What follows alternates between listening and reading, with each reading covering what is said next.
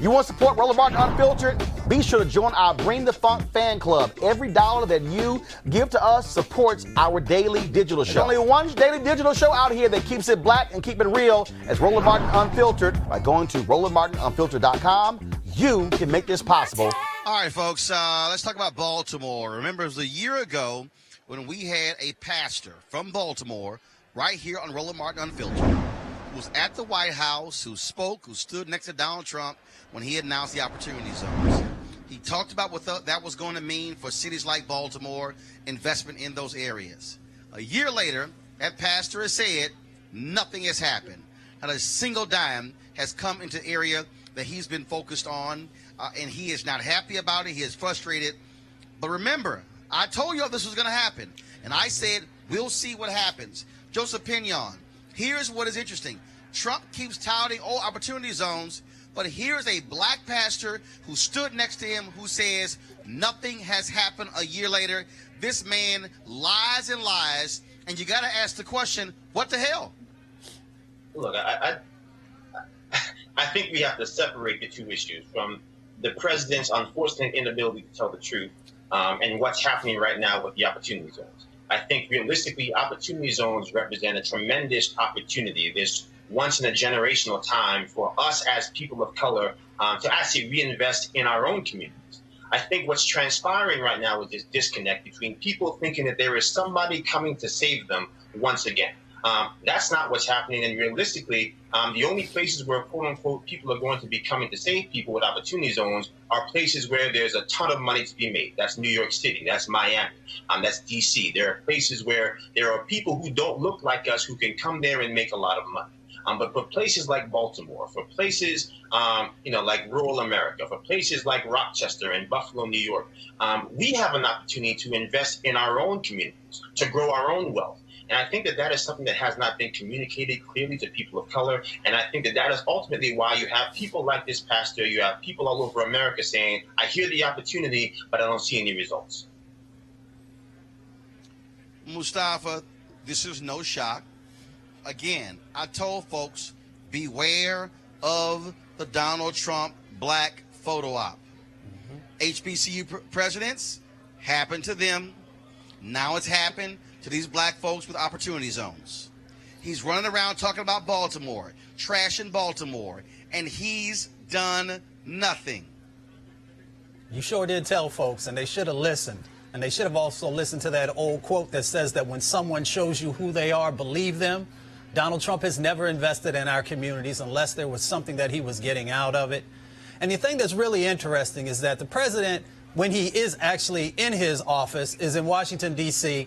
He's like 30 minutes away from Baltimore, has never went up to Baltimore since he's been president to see what's going on. You know, he lives inside this billionaire bubble. And inside that billionaire bubble, he keeps forgetting that his policies are actually the ones that are damaging Baltimore. So we need to have some real talk about what's really going on. So in each one of his budgets that he's introduced, he has done nothing to build anything up and everything to destroy the basic infrastructure that's in place. He's cut the budgets on HUD that would help with affordable housing in each one of those budgets that he sent forward on. And luckily, there were men and women of good conscience who pushed back against that on Capitol Hill, although they should have pushed back a little harder. When it comes to the environmental laws that have been put in place, he has done nothing but roll those back. So the folks who are there who are breathing that dirty, toxic air and the lead that's there, he's done nothing to help to alleviate any of those situations whatsoever. Amisha, this is very simple. He says one thing, he does another. It's no shock he's done nothing. And all those people, I keep telling these black people, y'all can keep getting played every time y'all stand next to Donald Trump, but you're going to get played eventually. Hashtag we tried to tell you. The thing that people have to realize is that Donald Trump keeps the promises, the campaign promises that he wants to keep. Clearly, all of the ones that he made to the black population, he does not care about. He campaigned on fixing cities like Baltimore. He campaigned on the fact that Democratic-held large cities, urban centers across the country. The problem was the fact that they had Democratic leadership. And now that he was going to be president, he was going to take care of them. And we haven't seen that come through. What we have seen is him take away a lot of the things that they need to survive. We're watching the major cuts at food stamps. We're watching him make it harder for people to get Medicaid. We're watching him take from the Department of Education. We're watching all of these things happen. He doesn't care about Baltimore. He's never cared about Baltimore, except to the extent that his son-in-law became even more wealthy off of putting people up in these slumlord homes. It's an issue that is frustrating, but it's also one that we have to look at the source. Donald Trump finds it very hard to tell the truth about anything, but he also has something to gain here. He is attacking Elijah Cummings because Congressman Cummings is also the chair of, guess what, the committee that is in charge of looking into his tax returns. This is part of a much larger scheme, and he's using racialized codes and a lot of racial language to upset people and to ignite his base. That's what he's doing. All right, folks, back to that Roland Martin Unfiltered video in just one moment. All right, folks, you heard me talk a lot about marijuanastock.org because I want to keep you informed of investment opportunities that make sense. We've all watched the growth of the cannabis industry. A recent report by New Frontier Data estimates the global cannabis market at more than $340 billion. We know that marijuana legalization is sweeping the country state by state.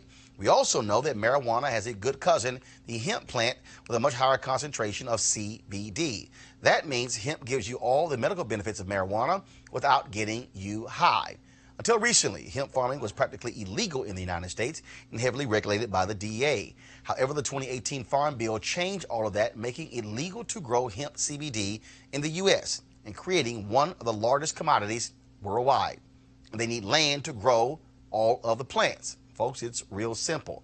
Now, our good friends at 420 Real Estate, their business model is simple. They buy land that supports hemp CBD grow operations and lease it to licensed, high-paying tenants. That's right, they are hemp CBD landlords, and you can get in on the action.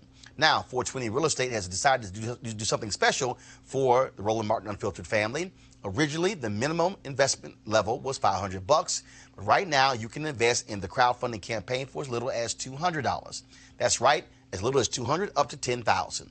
Again, this is a $340 billion worldwide industry that is still growing, and you can participate with as little as $200. To invest, go to marijuanastock.org. That's marijuanastock.org. Now back to your Roland Martin Unfiltered video.